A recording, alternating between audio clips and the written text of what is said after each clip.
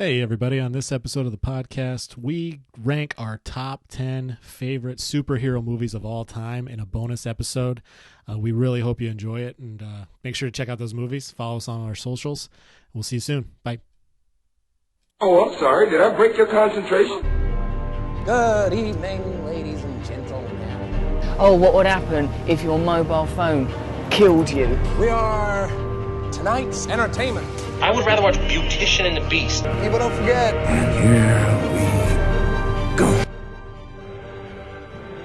Hey, what's up, everybody? We're back. I'm your host, Aaron Wolf. With me, as always, Eric Russo. What's up, buddy? Happy to be back. Excited for this one. Happy.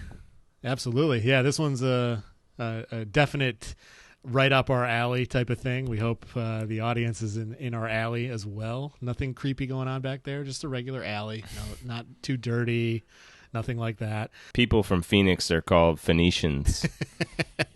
With the okay, that's the joke of the year right there. With the highly anticipated Snyder cut of Justice League coming out, 5 billion hours of footage they're just going to dump all over us on HBO Max. Coming up very soon. We thought we'd take a look back at our favorite superhero themed movies. So what we did was we compiled a humongous list, ranked them all 1 through 10. And then came out with our top 10 list. So we have some honorable mentions. Eric, any honorable mentions you'd like to shout out here real quick that didn't quite make the top 10, but were close? Yeah, so, we ranked them through I can't even remember how many we ranked, but there was a couple that I had that you did not have at all on your list, and a couple that you had that I did not have at all, which was bound to happen.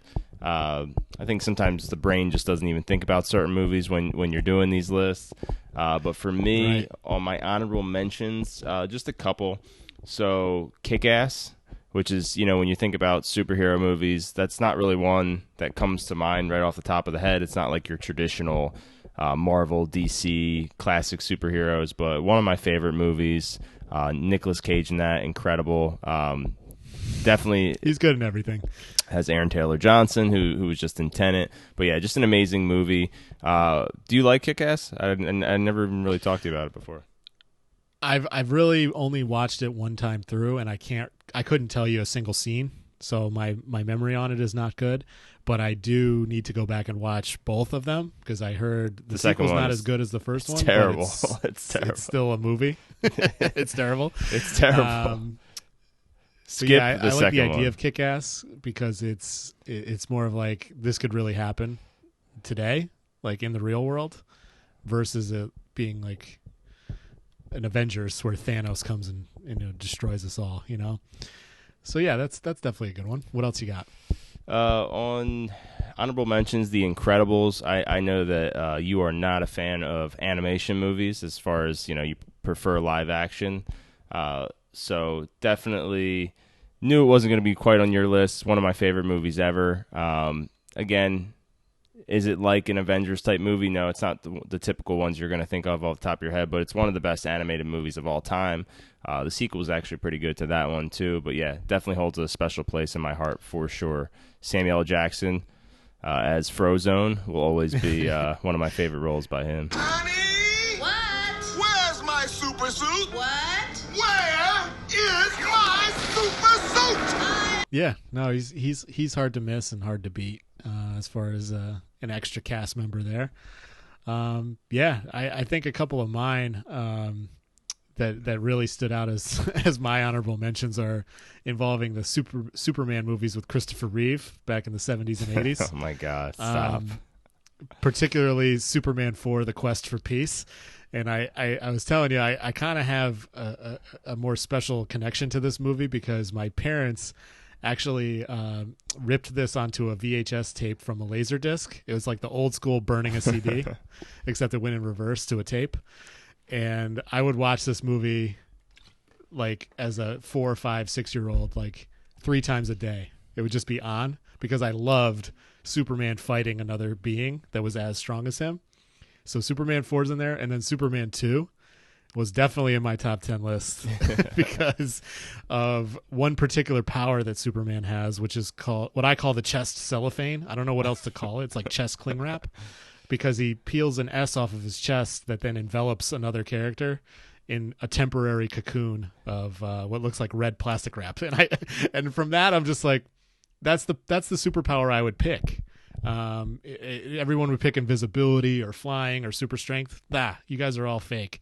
Chest, cling wrap. Let's go. It literally looks like he wraps him in a fruit roll up, like 100%. Fruit by the foot. So I won't say too much on your honorable mentions. Oh, Spider-Man: Homecoming was another one of mine. I won't talk about it too much, but love that movie. Superman 2 is great. Superman 4 is like one of the worst movies ever made, ever. And I get you liked it when you were 6, but everyone rides a bike when they're 6. When they're 6. But yeah, we're not going to talk about that one too much. But yeah, I get that some movies will always hold special places to people. Like I like Jaws 4. I'm just kidding. I don't. But yeah, so let's get into it. So so this is going to be our official Made for Movies top 10 superhero movies of all time. What was the tie for number 10 that we had? Yeah, so in a tie for number 10, we have the original Batman movie from 1989, Michael Keaton, Jack Nicholson. Incredible performances by both of them, and really an entertaining movie because of Tim Burton directing it. Just kind of has that creepy Tim Burton-y type of vibe to it that it's hard to miss. Yeah, I mean, you had this one pretty high on your list too, I think, right? Like on your top 10 list. Yeah, I think it was in the 6 through 8, somewhere around that. Got it. Yeah, no, I think it's a great movie. It's also, when I was thinking about the top list, it wasn't just like, oh, what are my favorite movies? Like, what's also just really important to the genre when it came out? This is like one of the first, real live action superhero movies that was like a huge deal when it came out. I mean, this thing was monstrous when it came out in 1989. So, very important movie, kind of set everything up. But yeah, great pick by you for sure. So then we move to the next 10th one, which is going to be what? It is Spider-Man Into the Spider-Verse, the recently released animated Spider-Man movie, which is fantastic. I can't knock too much of the movie other than it's an animated movie. It's just not my favorite thing ever, but it is a wonderful film, and I agree with it being in the importance of top superhero movies of all time for sure. Yeah, I actually had this one as my number 2 overall on my personal list. So I did think it was going to be a little higher, but then I forgot who I was dealing with, that you don't like animation. So we probably should have left animation off because I'm a pretty big animation guy, which is funny because you like TV cartoons. So just not movies as much. That's true. For some reason. You That's are true. A strange cat, as they say. But yeah. I like what I like. Exactly. Superman 4. But yeah, Superman 4. I think that the animation in this movie is going to be revolutionary, like the way they did it. It looks like a live-action comic book, which really sets itself apart for sure. And I know they're making a sequel. I mean, even though they're doing like the live-action Into the Spider-Verse now with Tom Holland. So clearly this movie has a major influence on all their plans. So awesome choice. What do we got next? Tied for 9th, we have another 2, Guardians of the Galaxy. Ooh. I think because of what it did for Marvel and kind of created this new, funnier side of things that Thor has been trying to do, but Guardians really took it to the next level. And it's just overall very entertaining, especially with the soundtrack. I think that was something that hadn't quite been done yet within Marvel movies. It's always like a dun-dun-dun-dun type of old school superhero movie track, but this one having some throwbacks I think is great, and the action's good, it's funny, good acting, all that stuff. Yeah, to me, not a movie you ever really expected to be interested in. Like, I didn't really even know who the Guardians of the Galaxy were until I saw the trailer. Fell in love with this movie instantly. Like you said, the soundtrack is amazing, and also just the way they use it, that it's like on his actual mixtape that was left to him by his mom before she passed in the movie. Just an amazing film. Introduced us to Batista. Like, Batista's everywhere now, and this is really the first thing he was in. Put Chris Pratt on the map. Always love Vin Diesel. He contributes a lot to this movie. It was really his big break, is what they say, right? Oh man. But yeah, that the Guardians ties in with another movie from the Marvel universe with Captain America: The Winter Soldier. This one was not on my list at all because I have a vastly different opinion of it than you do. But I still enjoy it. It's a good movie. It fills in some of the story that you need in that storyline. But yeah, I wouldn't have had it in my top 10. Yeah, Tell me why. Tell me how. Tell me how. No, I love this movie.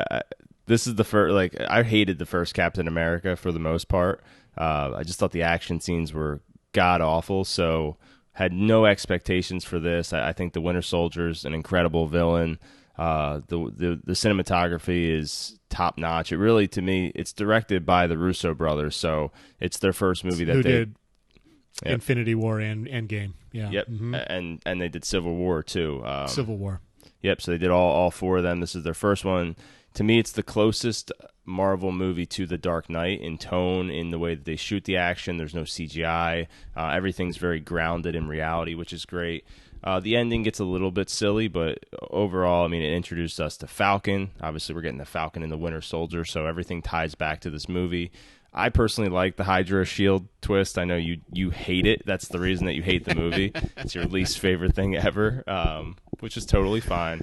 But yeah, I had this really high. This was number 5 on my overall personal list. But where do we go from there? From there, we go to something we both agreed upon in our top 10s was Black Panther, another Marvel movie, kind of coming in and just really changing the game as far as how all these stories tie together, and they always come back to that final point that we've seen, and then that are going to continue even farther moving forward. Ryan Coogler just did a heck of a job. Obviously, Chadwick Boseman, one of the best performances for any character in a movie, in my opinion, and just solid action. Like, as a superhero movie, you're not left wanting for anything, I think, by the end of it, and it has its own somewhat of a civil war in it as well. So it's funny to see how those kind of tie together. But yeah, love Black Panther. Oh, it's amazing. And I think, when you start getting into this, like, this is number 8 on our list, on a different day, this could have been number 4 on our list. Like, these movies are so close together in quality. I think this one, 10 years from now, will move up the list. I think, especially considering, Chadwick passed away and his legacy that's going to eventually be carried on with Black Panther 2. I'm sure they're going to do an incredible job of honoring him in that movie, and I'm sure it's going to be the saddest thing of all time. Man, not looking forward to that one. Yeah, it's going to be a rough couple hours at the movie theater, but yeah, man, could say so much about this movie. Obviously, the plot is very, very simple. It's kind of similar to The Lion King in the plot structure. I have to mention that. Oh, I just can't wait to be king. Which, to me, I mean, it makes it even better in a lot of ways. I love Killmonger. I think he's one of the better villains that Marvel came out with. Like, he's got Definitely. He's got like the scars on his body for all the people he killed as a Navy SEAL. I think that's incredible. Yes, yeah. I agree with you there, and I'd take anything Michael B. Jordan at this point. He's great in Creed. He's great in Creed 2. He's great in this. He's a star on the rise in himself, and hope to see a lot more of him. I was going to say, just last thing is Ryan Coogler. Ryan Coogler directed it. He's connected to Michael B. Jordan. They did Creed together. I think Coogler's probably top 5 newest, like, as far as like that new generation of directors. Like, he's going to continue to put out Oscar-worthy stuff for the next 20 years. So really looking forward to what he's got. But yeah, let's move on. What do we got for number 7? Yeah, Coogler's actually diving into more TV as well. He was actually doing some Mandalorian stuff. So we're going to see him cross over into some different areas. But yeah, moving right along to number 7 on our list is Thor Ragnarok. Now, this one I actually had 5th on my list of best superhero movies of all time because it's simply, to me, the funniest of any superhero movie, with all the comedic, nonsense that comes from just Thor having Jeff Goldblum, having Taika Waititi, who plays Korg, one of the best characters ever. It's just entertainment with action that and you're laughing all the time. Like how can you beat that? Can't. It's very, very entertaining movie. Ruffalo is the standout for me as the voice of the Hulk. Just incredible. It pisses me off that, we get the Hulk in this movie perfect, and then you don't ever get him again. You don't get him in what's the Infinity War, and you don't get him in Endgame in the same form. And to me, this is like the ultimate form for the Hulk in this like kind of like 5-year-old. He's starting to say full sentences for the first time. The first 30 minutes of the movie, I'm not a huge fan of, but once Thor is traveling through the dimensions and stuff, it's a perfect movie at that point. So really looking forward. I know we both are to the next one, which he's coming back to direct. So it's probably going to be weird, which I'm looking forward to. But yeah, Thor: Love and Thunder coming to you soon. But yeah, number 6, we kick off a couple of wars. First off with Captain America: Civil War. In my opinion, the best Captain America movie by 1,000 miles. I don't know about you, but it's just really good. Another kind of dark, brooding look into the other side of Captain America's history and the Winter Soldier's history. Obviously, it has Iron Man in it as a major character, so we're getting basically an Iron Man and a Captain America movie all in one, which is almost basically the Avengers. Like it's tough to not like when these guys are on screen together and just their back and forth and the way they're on screen. Like this is a rock star movie, not just a superhero movie, but overall is like a movie. So yeah, love it. Great movie, love it. The airport scene to me is the best scene in any Marvel movie. When when you have Team Captain America versus Team Iron Man, and you have all the Avengers fighting each other. Also get the introduction of Tom Holland's Spider-Man for this scene, which he is the best in this. Like even the other movies that he's done, it has never matched. How perfect they nailed him for this 15-minute battle. It's like I'm probably gonna go watch it after we get done this. It's so good. Yes, I agree 100%. Introduces Black Panther, amazing, and yeah, just a really great movie, and it has our boy Daniel Bruhl from Inglourious Basterds as the villain. Yes, he does an amazing job.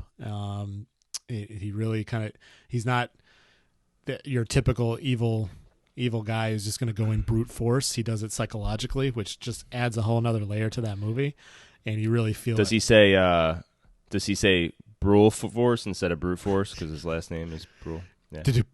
I'll be here all week. But yeah, moving on to the next war, number 5 on our list. Top 5, right? So pretty big deals here. We have Avengers of Infinity War, the first of 2 of the final Avengers movies, which Avengers Endgame was definitely an honorable mention for both of us. I think it was on both of our lists. It just barely made it outside the top 10. But Infinity War, to me, because of how dark it is, it's along that same lines of what we've been mentioning before. We like that type of stuff. Yes, we sprinkle in a few here that are funnier, like Guardians and Thor 3. But for the most part, we look at our list and it's like, these characters are going through some stuff right now. we need to go through that journey with them. Infinity War is no different, considering that literally 50% of all life in the universe is killed, like bloodbath style. So just it gets us more into Thanos. It's every character who's appeared in a Marvel movie yet shows up. Awesome. Just an incredible compilation.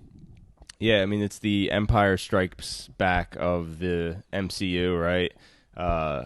Takes some major balls to end the movie on like a downer note, and I think some of the best movies ever end when the villains are winning and the heroes are kind of down and out, right? So I think that this movie is probably my favorite MCU movie, if I had to say.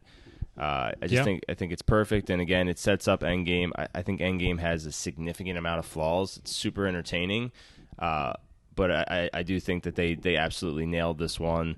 Again, some standout scenes. I love the scene. Are they on, I think, Thanos' original planet, like his home planet, when they're trying to get the glove off of Thanos? It's Iron Man, Yes. Spider-Man, Doctor Strange. It's the best scene in the movie by far. But just, tons of standout moments in that movie. And, I hope we get more stuff like this moving forward from them for sure. But, so now 100%. we are moving into the top 4, right? Top 4. We started off with another Batman movie, Batman Begins. Christopher Nolan kicking off Christian Bale as Batman in what I think is an incredible movie. It hits all the boxes. It kind of explains a different way that Batman has kind of come to be who he is, while still keeping true to a lot of the comics and animated series that have shown kind of his history. But what a way to set up what we'll talk about in just a couple minutes are some of the best sequels of all time. But I love it. Christian Bale can do no wrong. Swear to me. Swear to God. Swear to me. Like we how many times are we going to say that on this podcast? Like I promise to do it every episode from here on out, honestly. Do you have I could talk about this. We could do a whole podcast just on the series of movies, but do you have a favorite line from Batman Begins? I think anything that Carmine Falcone says, I just love, because he says it in such a gangstery way. Like, no gun, I'm insulted. You're taller than you look in the tabloids, Mr. Wayne. No gun, I'm insulted.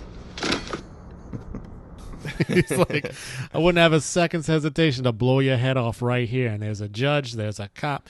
It's just anything that guy says is great. But of course, it's I'm Batman, because it's a harkening back to the 1989 Michael Keaton famous line, I'm Batman. Who's Batman to you? Christian Bale. Michael Keaton is Batman to me. I'm Batman. No, dude, I'm Batman. No, I love this movie. It's one of my favorite movies. It obviously establishes the whole entire Nolan universe.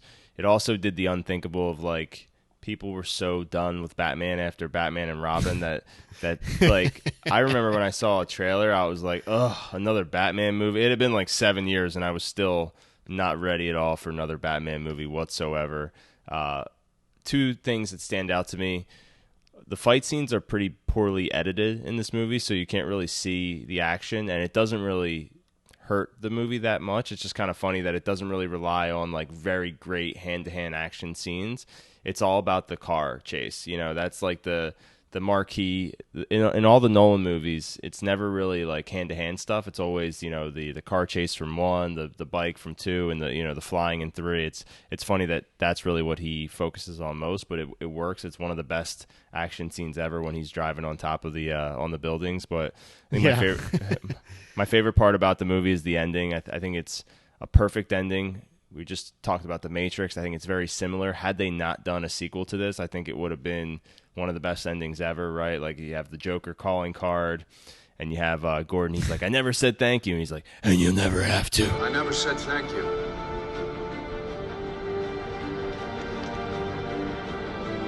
And you'll never have to.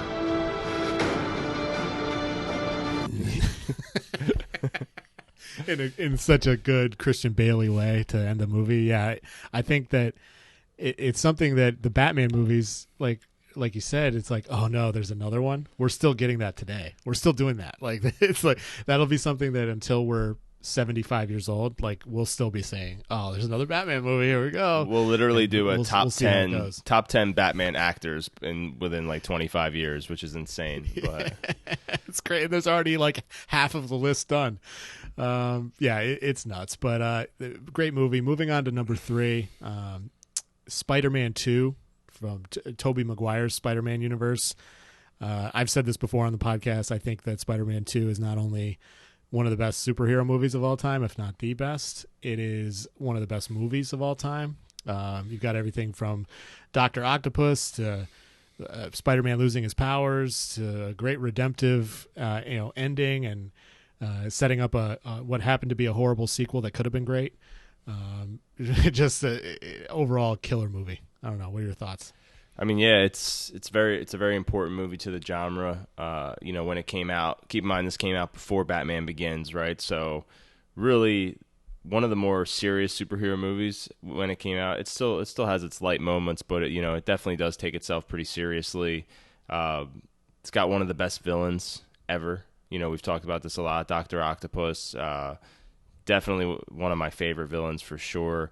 I've rewatched it. For me, it doesn't hold up in a lot of areas, and it's it is what it is. I don't really blame the movie for that. It's just a lot of the effects and stuff like that. It's a little cheesier now than it was in 2004, especially with how much Marvel does now with the CGI and stuff. It seems a little bit dated, and the fact that we've gotten 5 more Spider-Man movies since this movie is like it's kind of watered down Spider-Man, right? And every movie has to top the last movie, but it's an important one for me. I think you had this as your number 1 movie, right? On your list? Yeah, I did. It was so razor thin choosing between the two, but of course. This one just kind of slightly eked it out because of just how everything wraps up and what we're hopefully going to see in the future, with possibly some of the characters returning in the upcoming Spider-Man movie. That's probably what kicked it over the edge for me. Yeah, and I think that's kind of probably what holds it back for me. That Spider-Man 3 is so bad that it just leaves this bad taste in my mouth that. This movie does set up a third one really well. Mary Jane and Spider-Man finally get together at the end. It's got a perfect ending, but then it just goes nowhere with it, so it's always in the back of my mind. But still, an incredible movie. It's like a 9.5 out of 10 for me. So, at this point, we're splitting hairs between these great, great films. But moving into Absolutely. The top 2.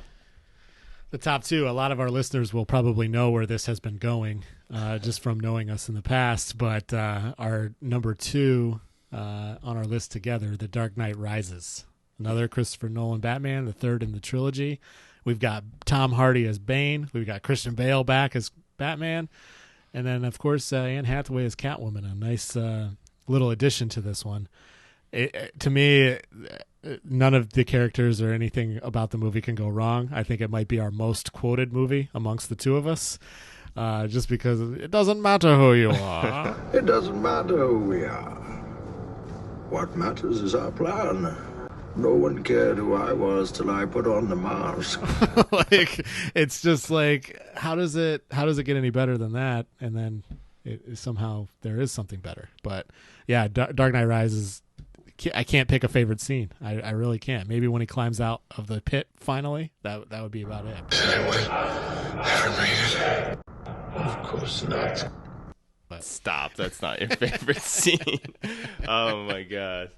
It's pretty easy for me, yeah. So we both had this ranked as our 3rd overall movie, but because of the way we scored it, like it was so high on both our lists, it climbed into the number 2 spot overall. But yeah, this movie to me, it is one of the most quotable movies ever. I think when it came out, everyone was so focused on comparing Bane to the Joker and Heath Ledger's, world-class performance that this movie just wasn't appreciated as much when it came out. And I know Christopher Nolan was just talking about that, as far as Tom Hardy's performance, just not like there's so many elements and layers to it. That the way he acts with his eyes, the sound, little subtle sounds that he makes. I could watch this movie every day, and I always pick up on something new. It gets a little goofy at parts, but it just works. At this point we're 10 years into this saga when this movie came out that we were just so ready for them to end it on a satisfying note. And I left that theater. It's got, again, a perfect ending, with Joseph Gordon-Levitt stepping on the platform and the movie fades to black. I think it's flawless. My favorite line is when Batman and Catwoman go, when she's taking him to find Bane and she locks him in, and he says to her, he's like, "You just made a serious mistake." And then Bane turns around and goes, "Not as serious as yours, I feel." And he's like, "Let us not stand on ceremony here, Mr. Wayne." You made a serious mistake. Not as serious as yours, I fear. Bane. Let's not stand on ceremony here, Mr. Wayne. It's so good, and that is I mean, it's obviously that scene with the fight is the best best scene in the movie without question. Oh, you think darkness is your ally? You merely adopted the dark. I was born in it, molded by it. I didn't see the light until I was already a man. By then it was nothing to me but blind. It might be my favorite scene in any superhero movie. There wasn't enough of those scenes within it to make it number one, but there's no music. It's real fight sounds. They actually just like, they make it dark, they make it light. It's so good. The dialogue between that Bane just speaking the whole time during like a pretty epic. Patience cost you your strength. Victory has defeated you. Theatricality and deception. Powerful agents to the uninitiated. But we are initiated. Aren't we, Bruce? Members of the League of Shadows. Fight. It kind of like ties back to what you said. Some of the notes from Nolan on this were like, there's never been anyone who can match Batman like physically until Dark Knight Rises. Like, yeah, the Joker was kind of close, but he wouldn't have ever won a fight standing up hand-to-hand combat with Batman, and Bane is finally that guy who can. And you start to get into more of like what you wish you'd seen in the previous two movies, like Batman kicking people's butts, but because no one can stand up, it's just like super fast. They're knocked out right away. And in this one, it's like a 5-minute straight fight of just brutality, and like you really see what Bane is. And yeah, I like what you said about, Bane's acting or Tom Hardy's acting as Bane beyond just like the dialogue, like some of his movements and like his physicality. He obviously put on a ton of weight and ton of muscle to do this, but I think one of my favorite parts is when he's sitting at the reactor and he goes to stand up and he goes, and he like struggles to stand up. I'm like, isn't this guy like at the tip top performance of in shape? Like nobody can beat this guy, and he's like struggling to stand up. I thought that was just such a cool touch, especially with the sound effects of the mask. So yeah, this movie can do no wrong for me. It's perfect, just like with his old English accent that he is like this. I feel like he's like this 50-year-old man, like in disguise, but. That scene, I agree. I think it's the best hand-to-hand fighting scene in any movie ever, which is amazing too. Because earlier I said that Christopher Nolan, if you watch the fight scenes in Batman Begins, they're unwatchable. In Dark Knight, they're better, but they're almost like in slow motion, and they're still kind of bad. But just his growth as a filmmaker to go from being one of the worst. Filmed fight scenes in the Batman Begins with Ra's al Ghul on the train when you literally cannot see what's going on. To within 6 years, he takes it and he puts out the best fight scene ever. It just shows how talented he is. I think he's one of the best directors ever, and he's going to continue to just make incredible films, hopefully for the next 20 or 30 years, and establish himself as one of the greatest of all time. Ah, yes! I was wondering what would break first. Your spirit?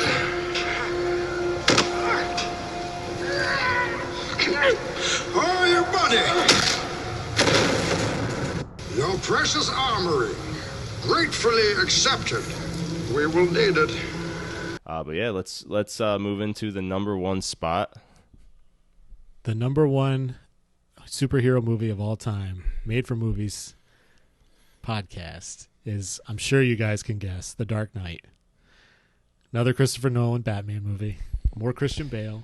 But most importantly, what makes it number one for almost everybody is obviously Heath Ledger's Joker. I mean, how can you take any amount of footage that he has in this movie and not say that by itself isn't a top 10 film? Just if they cut his scenes together, not put any other storyline, you're like, wow. My jaw was on the floor just because of the way the movie opens, and I was locked in from there throughout the whole thing.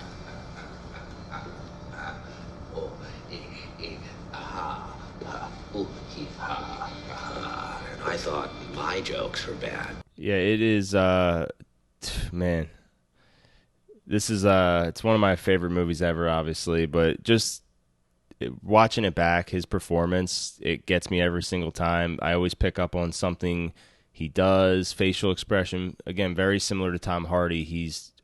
Every single motion he makes is part of the character and is intentional, and it's perfect. It's one of the best roles in any movie ever. How about a magic trick? I'm gonna make this pencil disappear. Ta-da! It's gone. And again, I think he is the reason that it gets elevated to this number one spot, but the movie itself is an incredible movie. My only knock on it is Maggie Gyllenhaal, the recasting. Not even her. That was horrible. Yeah, just the fact that it got recast just takes away from the impact of her dying. Aside from that, it's to me a perfect movie. Like the one thing about Christopher Nolan movies, and I guess maybe it's just something I like is a good ending, like a satisfying ending. In all three movies, the last scene is to me just so satisfying. In The Dark Knight is when Gordon is giving the speech just about basically what the Dark Knight means and who he is and what he represents, and it's perfect speech, especially after watching that movie. It's a very, very just emotional moment in the movie, and it just ends with him saying "The Dark Knight," and then he rides off. It's perfect. Because he's not a hero.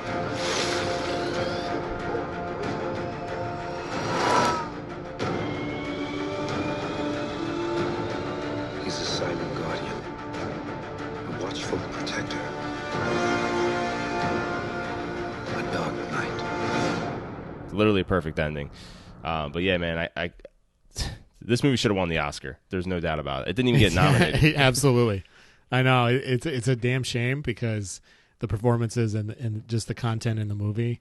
Of course, an action movie doesn't get the same credibility as something like The Little Things, which stinks to me. But favorite scene, I think that there's no question about it. It's the police car chase with the semi-trailer and the flipping of the semi, and then the Joker coming out and seeing an unconscious Batman doing his little dance and getting all excited. It's just he didn't need to do that. He could have just been, who he was the entire time. But he adds more layers as it continues into his crazy, and you just can't believe that the same guy who was in 10 Things I Hate About You is playing one of the most iconic villains of all time in such a good and just impressive way, and also scary.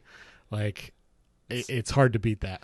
Yeah, that's not my favorite scene, but it is obviously just an incredible scene. My favorite part about that scene, me and you just talked about this recently, is the guy that's driving the SWAT van with Gordon in the front seat and Two-Face in the back of the truck, and just his commentary through the whole scene. He's just like, "I didn't sign up for this." It's like, oh man, that is not good. Hope you got hope you got some driving skills, pal. Lock and load. Was that a bazooka? I didn't sign up for this.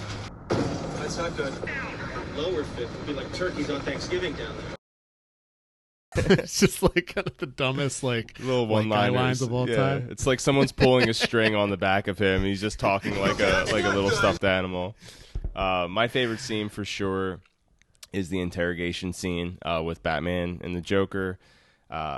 This is actually the first scene that Heath Ledger and Christian Bale filmed together, and apparently they had not much interaction before filming the scene. So to me, incredible. I know Christian Bale, Heath Ledger asked him to actually punch him and beat the crap out of him during that scene. So, man, yeah, I would have loved the interrogation room. Yeah, the interrogation room. Yeah, just awesome, man. I would have loved to have been able. Where are they? Does Harvey know about you and his little bunny? Where are they? Killing is making a choice. Where are they? Choose between one life or the other. Your friend, the district attorney, or his blushing bride to be.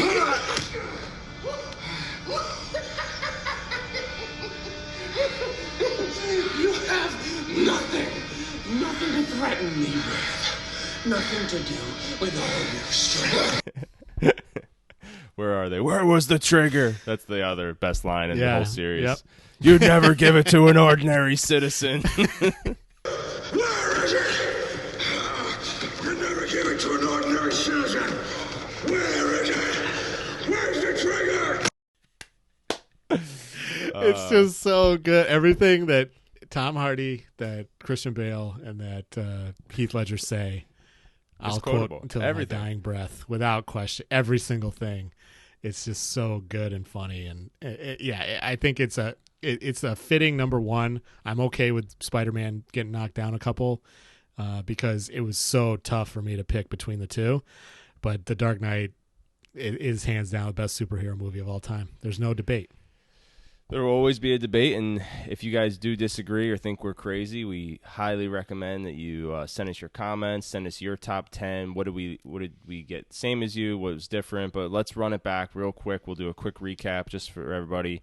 Wolf, why don't you take it from the top? Yep, number 10, tied for 10th is Batman 1989 and Spider-Man Into the Spider-Verse. Tied for 9th, we've got Guardians of the Galaxy 1 and Captain America the Winter Soldier.